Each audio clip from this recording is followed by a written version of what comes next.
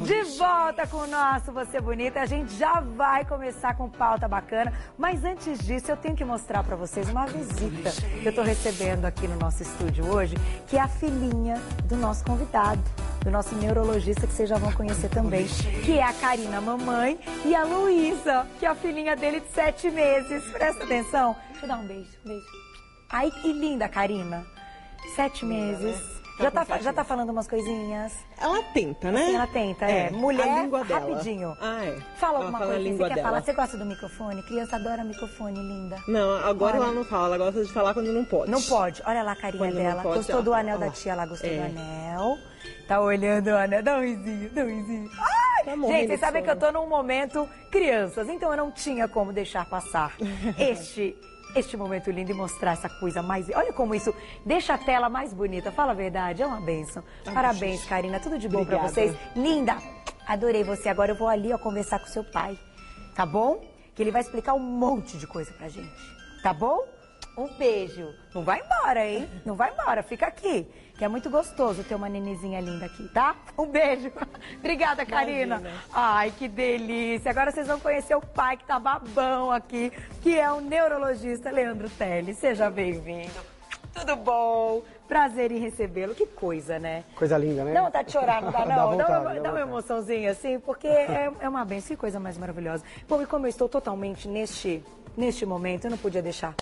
Ela é muito linda, sua filha. Parabéns. Obrigado. Mas agora, doutor Leandro está aqui para contar pra gente alguns probleminhas que, olha, grande parte das pessoas passam por isso todos os dias.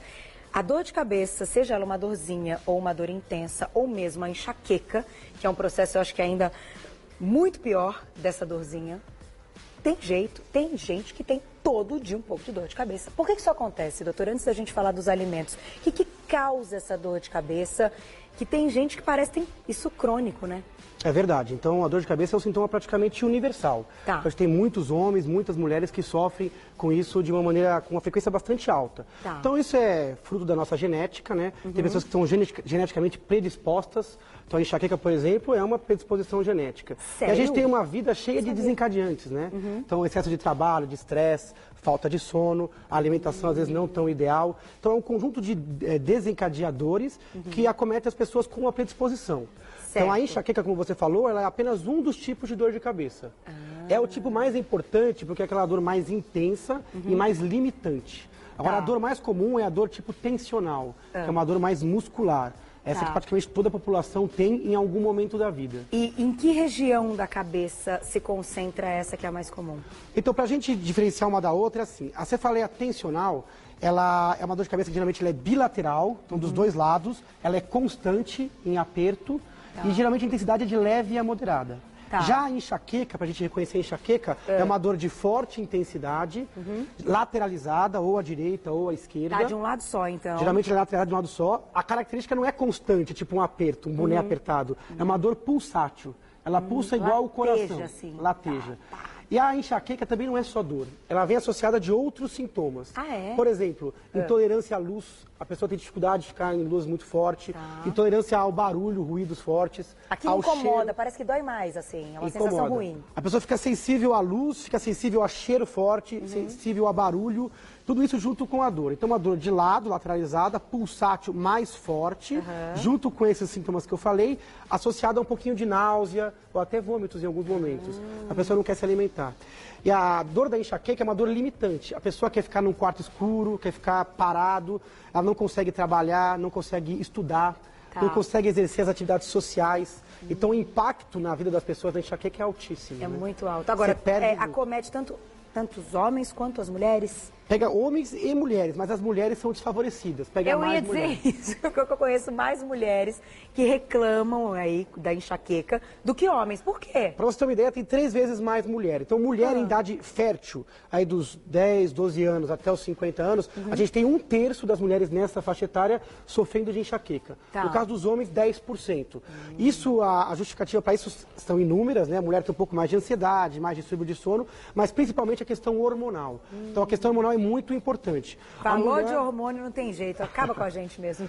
A mulher ela é uma montanha-russa hormonal. Então, nos momentos que o estrógeno cai demais ou sobe demais rapidamente, a mulher fica muito susceptível a ter crise de enxaqueca. Entendi. Inclusive, na gravidez, o primeiro trimestre é um momento difícil para a mulher que tem enxaqueca. Tá. Depois, no segundo e terceiro trimestre, quando o estrógeno já está um pouquinho mais regular, aí a mulher melhora. Mas isso, a mulher, quando ela tem a enxaqueca, ela tem pro resto da vida? É algo que não tem cura, uma enxaqueca? Infelizmente, a enxaqueca é uma predisposição genética. A gente não fala em cura, fala em controle. Se a gente tiver o controle dos desencadeantes e, eventualmente, casos selecionados, medicamentos, existem medicamentos que cortam a crise e medicamentos que previnem, que fazem a profilaxia. Por isso é fundamental você não negligenciar. Mudar os hábitos de vida, procurar um neurologista e realmente achar uma solução a longo prazo. Agora, tem uma idade mínima para essa enxaqueca ou para essa dor de cabeça forte aparecer? Crianças, é normal encontrar crianças, por exemplo, com enxaqueca? Então, criança também tem enxaqueca. Então, o pessoal acha que não tem, mas tem, mesmo pequenininha. Às vezes a enxaqueca na criança é um pouco diferente, ela é mais bilateral, às vezes não é tão pulsátil. Às vezes a criança manifesta enxaqueca como dor abdominal, cólica abdominal sem causa nenhuma, e aí depois da menstruação, na primeira menstruação surge uma enxaqueca. Entendi. Então a gente chama de enxaqueca abdominal. Então, crianças têm uma taxa em torno de 6 a 8% de enxaqueca. É uma taxa alta, né? Taxa alta. Então muita gente fica às vezes falando, não quer ir para escola, tá fazendo corpo mole. A criança às vezes tem realmente dor de cabeça. Nesses casos é fundamental procurar um neuropediatra, que é um profissional especializado nesse tipo de sintoma. E olha, eu vou fazer o seguinte, eu vou dar um recadinho. A gente só introduziu o assunto, que esse assunto tem muita coisa para a gente conversar, né, doutora? Além de tudo, a gente vai falar dos alimentos e vamos falar também um pouco, eu acho legal até, como você citou, já que a enxaqueca acomete também as crianças, imagina a preocupação desses pais quando não conseguem entender o que a criança está dizendo. Que dor é essa? Meu Deus, no abdômen, mas espera aí. O que pode ser? Será que comeu alguma coisa? E às vezes está ligado com a enxaqueca. Então, para a gente tirar aí alguns mitos, para a gente entender o que deve ser feito, se você tem que correr para o hospital, se você tem que tomar algum medicamento, ou se a alimentação já é quase suficiente, eu volto para a gente falar dessas questões. Tá bom? Até daqui a pouco. Olha que assunto bacana. Agora, voltamos então a conversar com o Dr. Leandro. O seguinte, a gente estava falando de dores de cabeça mais intensas e ainda a enxaqueca. E você comentou também até dos casos de crianças que podem apresentar essa enxaqueca. Então agora, temos aqui na mesa, tá muito legal essa mesa, porque quando as meninas colocam esses pratos vermelhos, eu já entendo, tipo, Carol, esse é um problema. Então eu já vou logo para os alimentos que estão aqui deste lado. A alimentação pode ajudar como pode prejudicar de uma vez o estado de uma enxaqueca. É verdade. Então, esse é um dos desencadeantes, tá? Então, algumas pessoas com enxaqueca são sensíveis a alguns alimentos. Isso não acontece em todos os pacientes. Por isso a gente não faz dietas restritivas para todo mundo. É importante que a pessoa conheça, né? Então é interessante que a pessoa faça um diário de dor junto com um diário alimentar para perceber se há associação. Então aqui a gente vai citar alguns que são os mais conhecidos e que têm as moléculas mais preocupantes. Entendi. A enxaqueca, por exemplo, ela não é uma dor no cérebro, ela é uma dor no vaso. É a artéria que dói. Por isso que você tem a dor pulsátil. A gente chama isso de cefaleia ou dor de cabeça vascular. Então, os alimentos que mudarem o calibre do vaso podem, em pessoas predispostas à enxaqueca, causar uma crise mais intensa. Então, é importante as pessoas conhecerem e se conhecerem também. Então, alimentos gordurosos, que é o que eu consigo enxergar aqui de cara, né, que os meninos... Olha, o exemplo... mortadela, o salaminho, tem um hambúrguer. O Evaí, quando viu a mesa hoje, falou: nossa, a mesa tá um espetáculo. Foi ter espetáculo nada. Se é vermelho é porque tem algum problema. E agora, fruta, laranja e o limão também? Interessante, né? Porque esse tipo de classe nunca tá no vermelho, porque é rico em vitamina C, é uma alimentação saudável. No caso das frutas cítricas, para algumas pessoas pode desencadear, sim, uma enxaqueca. Então as frutas são liberadas. Agora, é importante prestar atenção com laranja, limão, abacaxi, maracujá, porque as frutas cítricas mais ácidas podem realmente ter substâncias vasoativas e realmente predispor alguns pacientes a enxaqueca. Não precisa cortar da dieta, mas ficar atento. Então tem que observar mesmo, isso vai variar de paciente para paciente. Vai variar. Duas coisas, você perceba que se teve dor e associar ao alimento, e depois, se tem algum alimento suspeito, o que você faz? Tira da dieta só aquele alimento e observa se a dor responde. Então é importante você só tirar aquilo que realmente, no seu caso, estiver fazendo mal. Aqui um exemplo outro é o queijo. queijo? Esse queijo amarelo, ele é rico numa substância chamada tiramina. A tiramina é uma das aminas que podem predispor as pessoas a enxaqueca. Então, o queijo amarelo é aquele queijo mais gorduroso. Tá. Preferi, no caso, um queijo magro. Frescal, ricota, requeijão. Tá. Então, o queijo muito amarelo, o queijo duro, né, o queijo envelhecido, como o nosso exemplo aqui, ele realmente pode predispor. Tá, No então caso tem, do- e ele também tem mais gordura. Também é rico em gordura. A gordura faz mal porque ela predispõe a moléculas pró-inflamatórias. Então a gordura ruim, a gordura saturada, ela faz mal porque ela predispõe à inflamação. Entendi. E na enxaqueca a gente tem aumento dos vasos, inflamação desses vasos. Por isso que a dor é tão demorada às vezes, né? É isso que eu ia te falar. Quando uma pessoa começa a sentir, tem a crise, né, da enxaqueca. Começa a sentir latejando, apaga tudo, fica no quarto e pensa, ai meu Deus, só daqui 3, 4 horas isso vai passar. Tem uma maneira de isso passar mais rapidamente, que não seja só com o uso de remédios? Se você deixar a dor de cabeça prosseguir sem fazer nada, ela vai durar de 4 a 72 horas. Uau! Esse é o tempo médio da enxaqueca, 4 a 72 horas. Para alguns pacientes pode passar disso. Tá. Então, você tem que intervir. Medicamento, o seu médico vai orientar. Agora, fora do medicamento, medidas comportamentais. Repouso, porque ela piora a quantidade física. O escuro, lugares com pouco cheiro. Você pode usar medidas térmicas. Então, você pode usar, por exemplo, o frio. Aqui a gente tem até um exemplo de uma coisa que eu coloquei, a batata, né? A batata. Que é uma lenda relacionada à batata, que se você cortar rodelas de batata e colocar nos olhos, Melhor. a enxaqueca vai embora. Isso é verdade pela questão térmica da Tá, batata. podia ser o batata, o pepino, qualquer Qualquer coisa coisa. que tivesse geladinha. E a batata tem Tá. essa característica, acho que pelo tamanho, por ela manter o friozinho por mais tempo, mas pode ser uma bolsa de gelo, por exemplo, é um método térmico. Entendi. A acupuntura é um método natural que pode ajudar, um banho pode ajudar no relaxamento, melhorar da enxaqueca. legal. E, caso a caso, os medicamentos, né? Então nós vamos fazer o seguinte, existem vários métodos aí, a gente vai falar sobre eles, vamos falar dos alimentos bons daqui a pouquinho, porque Dr. Leandro Teles, que é neurologista, volta. Então se você tiver perguntas, vai mandando pro Twitter, @carol_minhoto, todas elas serão ditas e faladas aqui no ar, daqui a pouquinho na nossa segunda parte do programa, que é depois do horário político. A gente vai retomar tudo isso e eu já vi que aqui tem um vinhozinho, né? Vamos falar sobre o vinhozinho também, bebida alcoólica, o cafezinho que tá ali. Ixi, tem muita coisa bacana. Te agradeço por esse primeiro momento. Daqui a pouquinho a gente volta pra gente tirar todas as dúvidas. Perfeito. Obrigada. Até daqui a pouco e parabéns mais uma vez pela filha linda. Obrigado. Até daqui a querida. pouco, Até daqui a doutor. pouco.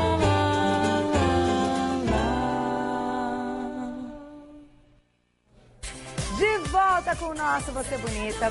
Quero agradecer todo o carinho, cada mensagem mais linda no Twitter. Assim vocês me deixam louca. Fico muito feliz. Obrigada mesmo. Bom, eu prometi contar aí, antes de ir pro horário político, antes da gente retomar nossa pauta e das dúvidas sobre enxaqueca, né, dos quilinhos que eu engordei e tal. A curiosidade de vocês é curiosidade mesmo. Eu também, quando não estava grávida, perguntava para algumas grávidas que eu encontrava. E os quilinhos a mais são uma curiosidade mesmo. Eu não me importo em responder. Fiquem tranquilas, podem perguntar o quanto quiser. Então, eu tô com 19 semanas, na 19ª. Vou entrar no domingo na 20ª. Então, daqui uns 10 dias, 12 dias, eu encerro o 5º mês e inicio o 6º mês. E até agora, pelo que eu andei me pesando, eu vou me pesar na médica ainda no final do mês. Mas deu mais ou menos uns 2,2 kg, 2 quilos e pouquinho. Então eu vou fechar o 5º mês com uns 2,5 kg, por aí. Que era mais ou menos o que estava proposto mesmo. Tô me cuidando. Algumas pessoas perguntaram o que eu tenho feito. Isso é uma curiosidade natural também. Eu tenho tentado, assim, tenho feito tudo certinho, comendo de 3 em 3 horas. Mas como vocês sabem, eu não comia fritura antes, eu não comia doce antes, continuo não comendo. É um negócio assim, Carol, você tem vontade? Não tenho tanta vontade também. É claro que às vezes um doce, né, no final de semana, um doce diferente, mas eu como assim, ó, bem pouquinho. Falo a verdade. Tem um monte de gente que fala na TV, ai não, eu sou magra, mas eu como um monte. Eu falo a verdade, eu não como um monte. Essa parte gostosa eu realmente tenho evitado, porque na gravidez não dá pra fazer dieta. Então comeu, acumulou. Quem não tá grávida pode, daí no dia seguinte corre, faz atividade física que queima tudo. Espero que eu tenha respondido aí algumas dúvidas de vocês, mas pode mandar que é um prazer pra mim poder responder e poder ajudar muitas gestantes que já me disseram aqui que se espelham. Fiquei muito feliz, obrigada mesmo. Mas agora a gente vai retomar nossa pauta com o neurologista Dr. Leandro Teles. Seja bem-vindo mais uma vez. Tudo bom, doutor? Tudo ótimo. Chegaram várias perguntas ótimas e a gente tem que retomar o assunto que nós paramos no seguinte ponto. A gente falou da enxaqueca, dos alimentos que podem aumentar a enxaqueca, que podem prejudicar ainda mais esse estado, que são esses que estão no pratinho vermelho. Faltou falar do vinho. O vinho aumenta a enxaqueca? Aumenta sim. Então o álcool, de modo geral, ele é vasodilatador, também ajuda a predispor a crise de enxaqueca para quem tem tendência. Tá. E o vinho tinto um pouco mais. Então, principalmente vinho tinto que é rico em sulfito, aldeído, tem tiramina também. Tá. Então o vinho tinto, para algumas pessoas predispostas, pode causar crise. Então, queijo amarelo, os embutidos, que são ricos em nitritos, nitratos, vasodilatam, condimentos, coisas com corante. O glutamato monossódico. Ah, é? Aquele temperinho? Aquele temperinho que é usado em alguns alimentos processados, muito usado na culinária chinesa. Então tem a síndrome do restaurante chinês, que a pessoa que tem enxaqueca passa mal, às vezes, quando come comida chinesa, e a culpa quase sempre é conferida ao glutamato monossódico. Perfeito. Né? Então, em excesso também pode prejudicar. Pode prejudicar. Agora sim, quem tem o hábito de tomar aquela tacinha de vinho toda noite, que muitas vezes já conversamos aqui, alguns médicos dizem que faz bem, né? Porque, enfim, os benefícios do vinho e tudo mais, da uva. Mas se a pessoa tiver dor de cabeça, passar longe do álcool. Então, tem que evitar, ou pelo menos ver se testar a sua sensibilidade. Se ela perceber que há relação entre o vinho e a dor, aí sim corta. Tá. Se não, realmente, do ponto de vista cardiovascular, o vinho tem realmente os polifenóis, tem algumas substâncias no vinho que aumentam o bom colesterol, reduzem o mau colesterol. Para quem realmente pode fazer uso, faça com a moderação, com responsabilidade. Para quem tem enxaqueca, vê caso a caso. Entendi. Então, ficar de olho, é uma luz amarela para o vinho tinto. Perfeito. O vinho branco é um pouquinho melhor e o vinho sem conservante também é melhor. É um pouco mais caro. O orgânico? O orgânico, é o sem sulfito. Às vezes, se o problema for o sulfito, o vinho orgânico pode ter um pouquinho menos impacto, apesar de ser um pouco mais caro e ter uma meia-vida menor. Tá. O tempo de prateleira dele é menor. Mas quem tem a vontade então e tem enxaqueca, melhor optar pelo orgânico. Pelo orgânico ou pelo vinho branco. Aqui a gente tem refrigerante, famoso? Refrigerante. É, refri. O refrigerante é péssimo para quem tem dor de cabeça e enxaqueca? O refrigerante, ele também tem algumas aminas, né? Então ele tem cafeína, então ele entra junto com o café, com o chocolate. Tá. Então, essas substâncias, quando em excesso e muito frequentes, elas podem até aliviar temporariamente a dor. Mas a longo prazo, a dor volta com uma frequência maior. Entendi. Então, a cafeína, usada em excesso, cronifica a dor. Tá. Então, é importante, isso é uma dúvida constante. Será que o café ele faz bem ou mal, né? Porque tem gente que está com dor de cabeça, toma o café, a dor passa. Tem comprimidos que vêm com cafeína. É isso que eu ia te perguntar, ó. Tá aqui essa dúvida, vou ler de quem que foi aqui, ó. Da Thalita. Thalita, beijo pra você. Ela escreveu, meu médico proibiu tudo que tem cafeína, mas o meu remédio do controle da enxaqueca tem cafeína. Por quê? Ela perguntou. Isso é uma pergunta que eu escuto assim no consultório diariamente, né? Tem gente que é muito paciente com enxaqueca, com dor de cabeça. A cafeína, ela alivia, ela tem um poder vasoconstritor, um poder analgésico, melhora a absorção também de alguns analgésicos. Então, a cafeína, agudamente, ela corta a dor. Mas ela, cronicamente, então se você usar uma quantidade acima de 2, 3 xícaras pequenas de café por dia, você tem um rebote. A dor vem com uma frequência maior. Entendi. Então, a dor de cabeça passa... deixa de ser episódica e passa a ser uma dor constante, diária. Entendi. E a pessoa até pode entrar em abstinência por falta disso. Sério? Então, o chocolate, o café e o refrigerante de cola, pela cafeína, dão um bem-estar e tratam um pouquinho a dor na hora. Tá. Mas, para quem tem dor crônica, é péssimo. Não é legal. Não é legal. E o chocolatinho que tá aqui também? O chocolatinho também. Né, tá com dor de cabeça, quero comer alguma coisa. Primeira coisa que a gente pensa é chocolatinho mesmo, porque, além de tudo, vai dar um prazer, né? Que o chocolate realmente tem esse poder. Mas não é tão bom, então. O chocolate, ele dá realmente prazer, ele tem alguns precursores de serotonina, que é uma molécula que dá um pouco de bem-estar, combate sintomas de depressão. Agora, o chocolate ao leite, para algumas pessoas, pode predispor, sim, à crise. Tá, de tem novo, muita gordura? É, por causa da gordura, porque também tem tiramina, porque também tem cafeína, o chocolate ao leite. E também tem o chocolate, atualmente, ele não é purificado, não é o cacau, né? Tá. Ele tem uma série de coisas que tem que aumentar a meia-vida, então ele tem uma série de produtos industrializados. Para quem puder usar o chocolate mais natural possível, mais orgânico, também se encontra em alguns lugares, você pode preferir. Ou o chocolate branco. Ah, o branco é melhor? O branco para enxaqueca é um pouco melhor, tem mais gordura do que o preto. Mas para enxaqueca, o branco, ele é, na maioria dos pacientes, ele é menos responsável pelas crises. Olha que interessante, eu não sabia disso. Agora pode, um pedacinho, um pouquinho, também não tem problema, não precisa passar vontade por causa disso. É, um pouquinho, sempre que a gente fala, com equilíbrio, não tem problema. Vamos começar então algumas perguntinhas aqui que chegaram. Camila Guimarães, beijo, cá, pra você, obrigada pela pergunta. Tenho enxaqueca na TPM, o que fazer para prevenir? Porque ela sabe que todo mês tem lá TPM, menstruação desce. Dá pra fazer alguma coisa antes disso? Como a gente citou, então isso é muito comum. Mulheres, quando tem a queda do estrógeno, então o estrógeno cai próximo da menstruação e ela se predispõe não só a TPM, que é aquele mau humor, irritabilidade, distúrbio de sono, mas também a enxaqueca. Então tem alguns tratamentos que enfatizam essa parte do período menstrual. Tá. Então, em vez da pessoa fazer profilaxia o mês inteiro, ela já sabe quando parar a pílula vai menstruar ou quando estiver próximo da menstruação pelo calendário, ela pode fazer uma profilaxia só nesse período, por exemplo. Então, e seria com medicamento? Com medicamentos é uma boa, ou com hábitos que possam prevenir a dor. Tá. Aqui, por exemplo, uma coisa que a gente pode citar é o gengibre. O gengibre é uma coisa natural, que ele tem algumas substâncias com poder anti-inflamatório. Tá. Então a gente pode, por exemplo, pegar o gengibre, que é o tubérculo, e fazer um chá, por exemplo. Tomar o chá quente ou o chá gelado. Para ela, por exemplo, que se não gosta tanto de tomar remédio, ela pode, próximo da parte perimenstrual, a consumir, por exemplo, diariamente chá de gengibre. Está liberado, à vontade. E ela pode, talvez, no caso dela, melhorar. Outra coisa é conversar com o ginecologista. Eventualmente trocar o anticoncepcional. E tem casos graves que o ginecologista pode até diminuir o degrau do estrógeno ou até interromper a menstruação por um tempo até que ela se recupere. Porque isso pode estar ligado também ao caso da enxaqueca. Sim. Como você falou, da variação do estrógeno. A enxaqueca é hormonal. Então o problema não é a presença, e sim a oscilação. Se o degrau for menor, a dor é menor também. E agora, lembrando, para ter claro o medicamento e a quantidade, tem que procurar um médico, tem que procurar um neurologista. Né? Não, sem dúvida. Né? Automedicação e dor de cabeça é um grande erro. Amor de a dor de Deus. cabeça pode sinalizar outras doenças. A pessoa precisa fazer calendário diário de dor, precisa mudar todos os hábitos. A gente está citando aqui mais os hábitos alimentares, mas a atividade física aeróbica, controle do sono, controle da ansiedade e, em alguns casos, são necessários medicamentos, sim. Entendi. E, nesses casos, o medicamento tem que ser usado. É o resto da vida? Não. Não.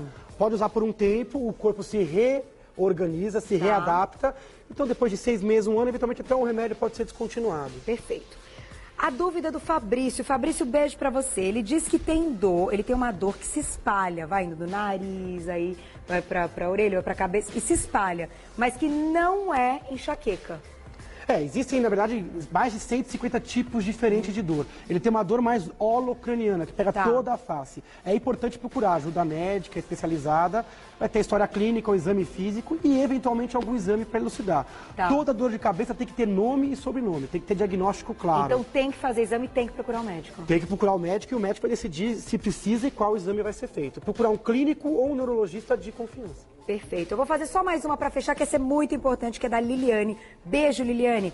Essas dicas todas que você passou no programa hoje servem para quem tem sinusite ou não tem nada a ver a dor de cabeça da sinusite? Não tem nada a ver. Então, a sinusite é um outro problema. Ela pode ser alérgica, pode ser infecciosa. Existe sinusite aguda, sinusite crônica. A sinusite, se for alérgica, tem que ser tratado com antialérgico. Se for infecciosa, tem que ser tratado com antibiótico. Se for viral, com medicamentos apropriados. Então, já não tem nada a ver com o nosso papo aqui. Não, nosso papo aqui foi baseado na enxaqueca, que é um dos tipos, e é o tipo mais importante de dor de cabeça, e não para sinusite, que é uma outra coisa, que dá secreção nasal e, eventualmente, pode dar um pouquinho de dor facial. Agora, muita gente que diz por aí que tem sinusites crônicas, tem a enxaqueca. Para esses, aí nossas dicas são válidas sim. Então tem que procurar um médico para saber exatamente se é uma coisa ou se é outra, para não tratar errado, né? Senão a gente não vai conseguir tratar nunca, não é verdade? Perfeito. Obrigada, doutor. Só posso agradecer, o papo foi muito bacana. E sua filhinha, eu tô falando, agora a gente aqui, ela tá ouvindo sua voz, acho que ela tá falando umas coisinhas, ela tá né? Ai, que graça, uma gracinha. Parabéns mais uma vez. Para quem tem dúvidas dessa pauta ou de outras pautas ligadas aí à especialidade, que é neurologia, do Dr. Leandro Teles, você pode acessar www.leandroteles.com.br www.leandroteles.com.br. Muito obrigada mesmo. Volte, adorei. E traga a nenê quando voltar. Vou trazer sim. Obrigada, até a Obrigado, próxima. Carol, bom programa. Olha...